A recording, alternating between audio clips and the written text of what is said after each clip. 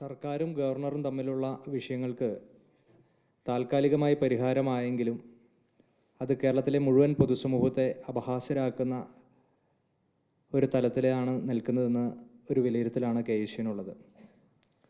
കേരളത്തിലെ മുഴുവൻ സർവകലാശാലകളിലും സ്ഥിരം വൈസ് ചാൻസലർമാർ വേണമെന്നും കേരളത്തിലെ 66 സർക്കാർ കോളേജുകളിൽ സ്ഥിരം പ്രിൻസിപ്പൽമാർ വേണമെന്നും പറഞ്ഞ് നിരന്തരമായി സമരം നടത്തിയ സംഘടനയാണ് KSU. എല്ലാ ഘട്ടങ്ങളിലും ഞങ്ങൾ കേരളത്തിൻ്റെ സർക്കാരിൻ്റെ അടുത്ത് പറഞ്ഞിരുന്നത് കേരളത്തിൻ്റെ ഉന്നത വിദ്യാഭ്യാസ മേഖലയെ തകർച്ചയിൽ നിന്ന് തകർച്ചയിലേക്ക് പോവുകയാണ്. ആ നടപടിയിൽ നിന്ന് സർക്കാർ പിന്മാറണം. എത്രയോ വർഷങ്ങളായി കേരളത്തിലെ സ്ഥിരം വൈസ് ചാൻസലർമാരോ സ്ഥിരം പ്രിൻസിപ്പൽമാരോ ഇല്ലാത്തൊരു സാഹചര്യത്തിൽ മുന്നോട്ട് പോകുന്നു. അപ്പോൾ സർക്കാരിന് പറയാൻ പല വാദഗതികൾ ഉണ്ടായിരുന്നു എന്നത് യാഥാർത്ഥ്യം തന്നെയാണ്. എന്നാൽ വളരെ നിസാരമായി ഇവർക്ക് ഈ വിഷയം പരിഹരിക്കാൻ പറ്റുന്ന ഒരു സാഹചര്യം ഉണ്ടായിരുന്നുവെങ്കിൽ എന്തിനാണ് കഴിഞ്ഞ കുറേയേറെ നാളുകളായി കേരളത്തിലെ മുഴുവൻ പൊതുസമൂഹത്തെയും വെല്ലുവിളിച്ചുകൊണ്ട് അല്ലെങ്കിൽ സർക്കാരും ഗവർണറും തമ്മിൽ വലിയ പോരാട്ടം എന്ന തരത്തിലേക്കെല്ലാം ചിത്രീകരിച്ചുകൊണ്ട് മുന്നോട്ട് പോയത് എന്ന് വ്യക്തമാക്കാൻ സർക്കാർ തയ്യാറാകണം. കേരളത്തിൻ്റെ വിദ്യാഭ്യാസ മേഖലയെ പിന്നോട്ടടിക്കുന്ന ഒരു നടപടിയാണെന്ന് നിരന്തരം KSUവും പ്രതിപക്ഷവും എല്ലാം നിരന്തരം പറഞ്ഞിട്ടും അതിനെ ഒന്നും മുകളിലേക്കെടുക്കുന്ന ഒരു സമീപനം സർക്കാരിൻ്റെ ഭാഗത്തു നിന്നുണ്ടായിട്ടില്ല. ഇവിടെ അജണ്ട വളരെ ക്ലിയറാണ്. സർക്കാരിനെ സംബന്ധിച്ചിടത്തോളം വിദ്യാഭ്യാസ മേഖലയുമായി ബന്ധപ്പെട്ട വിഷയങ്ങൾ അവരുടെ പ്രൈം പ്രയോറിറ്റി ലിസ്റ്റിലുള്ള ഒരു വിഷയമല്ല എന്നത് തന്നെയാണ് അതിൻ്റെ യാഥാർത്ഥ്യം. അതുകൊണ്ട് തന്നെയാണ് ലക്ഷക്കണക്കിന് വിദ്യാർത്ഥികൾ ഈ നാട്ടിൽ നിന്ന് വിദ്യാഭ്യാസം ഉപേക്ഷിച്ചുകൊണ്ട് വിദേശ രാജ്യത്തേക്ക് പലായനം ചെയ്യുന്ന സാഹചര്യം ഉണ്ടായത്.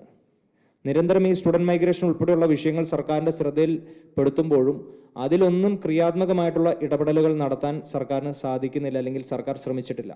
അതിൻ്റെ മുഖ്യമായ കാരണം സർക്കാരിൻ്റെ പ്രൈം കൺസേൺഡ് ആയിട്ടുള്ളൊരു മേഖലയല്ല വിദ്യാഭ്യാസ മേഖല എന്നത് തന്നെയാണ്. കഴിഞ്ഞ കുറേയേറെ നാളുകളായി എത്രയോ സമര കോലാഹലങ്ങൾ, ആ വാക്ക് തന്നെ പറയാനാണ് ഉദ്ദേശിക്കുന്നത്, സമര കോലാഹലങ്ങൾ SFI എന്ന് പറയുന്ന വിദ്യാർത്ഥി സംഘടനയെ വെച്ചുകൊണ്ട് കേരളത്തിൻ്റെ യൂണിവേഴ്സിറ്റി ആസ്ഥാനങ്ങളിലും പൊതു ഇടങ്ങളിലും നടത്തിക്കൊണ്ട് കുട്ടിക്കുരങ്ങന്മാർക്ക് സമാനമായിട്ട് SFI എന്ന് പറയുന്ന വിദ്യാർത്ഥി സംഘടനയെ ഉപയോഗപ്പെടുത്തിക്കൊണ്ട് ഈ സർക്കാർ മുന്നോട്ട് പോയി.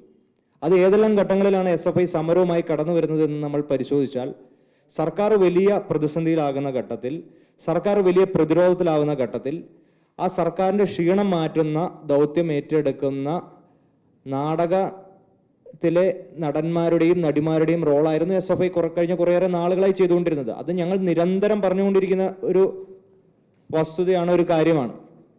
സർക്കാർ പ്രതിസന്ധിയിലാകുന്ന ഘട്ടത്തിൽ സമര നാടകവുമായി SFI കടന്നു വരികയാണ്. SFI പറയുന്നത് എന്താണ്? കേരളത്തിൻ്റെ വിദ്യാഭ്യാസ മേഖല കാവ്യവൽക്കരിക്കപ്പെട്ടിരിക്കുന്നു, ഗവർണറിൻ്റെ അജണ്ടകൾ നടപ്പിലാക്കാൻ അനുവദിക്കില്ല, ഗവർണർ സംഘപരിവാർ വൽക്കരണം നടത്താൻ ശ്രമിച്ചുകൊണ്ടാണ് മുന്നോട്ട് പോകുന്നത് എന്നെല്ലാം പറഞ്ഞ്.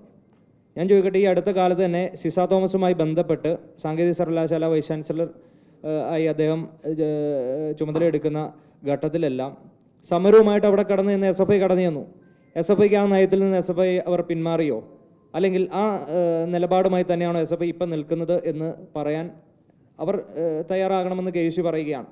അപ്പോൾ ഏതെല്ലാം ഘട്ടങ്ങളിൽ അവർക്ക് പ്രതിസന്ധികൾ ഉണ്ടാകുമ്പോൾ ഇത്തരത്തിൽ സമര നാടകങ്ങൾ നടത്തിക്കൊണ്ട് കേരളത്തിൻ്റെ വിദ്യാഭ്യാസ മേഖലയെ ചതിക്കുന്ന ഒരു സമീപനവുമായിട്ട് SFI മുന്നോട്ട് പോകുന്നത് വലിയ രീതിയിലേക്കുള്ള അപലപനീയമാണ്. ഇതെല്ലാം എ സീരീസ് ഓഫ് ഡീലിൻ്റെ ഭാഗമായി നടന്ന ഒരു വസ്തുതയാണ് കഴിഞ്ഞ ദിവസം ഉണ്ടായ ഈ ഗവർണർ സർക്കാർ തമ്മിലുള്ള വെടിനിർത്തൽ കരാർ എന്ന് പറയുന്നത്. നമുക്കറിയാം, ഈ ഡീലുകളെല്ലാം ഇപ്പം സംഘപരിവാർ കേന്ദ്രങ്ങളിൽ കേരളത്തിൻ്റെ സർക്കാരും സംയോജിതമായി ഇരുന്നു കൊണ്ട് നിരവധിയായിട്ടുള്ള ഡീലുകൾ കഴിഞ്ഞ കുറേയേറെ നാളുകളായിട്ട് ഉറപ്പിക്കുന്നുണ്ട്, നടപ്പിലാക്കുന്നുണ്ട്. അതിനെല്ലാം ഇടനില നിൽക്കുന്നത് ഇടതുപക്ഷത്തിൻ്റെ MP ആയിട്ടുള്ള ജോൺ ബ്രിട്ടാസ് ആണെന്ന് കഴിഞ്ഞ ദിവസം പാർലമെൻറ്റിൽ ഉൾപ്പെടെ കേന്ദ്ര മന്ത്രി ഉൾപ്പെടെയുള്ള ആളുകൾ സൂചന നൽകിയതാണ്. അപ്പോൾ സംഘപരിവാർ ഏജൻറ്റുമായിട്ട് കേരളത്തിൻ്റെ മുഖ്യമന്ത്രിയെ യോജിപ്പിക്കുന്ന ഒരു കണ്ണിയായി ജോൺ ബ്രിട്ടാസ് നിന്നുകൊണ്ട് നിരവധിയായിട്ടുള്ള ഡീലുകൾ, ഒരു പാക്കേജ് ഓഫ് ഡീലുകൾ ഉറപ്പിച്ചിരിക്കുകയായിരുന്നു. അതിൻ്റെ ഒന്നാമത്തെ പാക്കേജ് ആയിരുന്നു ഈ പറയുന്ന PM ശ്രീ എന്ന് പറയുന്ന പദ്ധതി. ആ PM ശ്രീ പദ്ധതി കേരളത്തിലെ മന്ത്രിസഭയുമായി യാതൊരു രീതിയിലേക്ക് ചർച്ച നടത്തിയിട്ടില്ല, CPM ചർച്ച നടത്തിയിട്ടില്ല. കേരളത്തിൽ ആരുമായി ചർച്ച നടത്താതെ ഒളിച്ചു പോയിരുന്ന് ഒപ്പിട്ട് തിരിച്ചു വന്ന് അത് പിന്നീട് വിവാദമായപ്പോൾ അതിൽ നിന്ന് പിന്മാറുകയാണെന്ന് പറയേണ്ടുന്ന ഒരു സാഹചര്യത്തിലേക്ക് സർക്കാർ വന്നു. അന്ന് SFI എന്ന് പറയുന്ന സംഘടന മൗനത്തിലായിരുന്നു. ആ സാഹചര്യത്തിൽ പ്രതികരിച്ച ഭരണപക്ഷ വിദ്യാർത്ഥി സംഘടനയാണ് ASF. ASFയുടെ ആ സമരത്തെല്ലാം ആ ഘട്ടത്തിലും ഞങ്ങൾ അതിനെ അഭിനന്ദിച്ചതാണ്.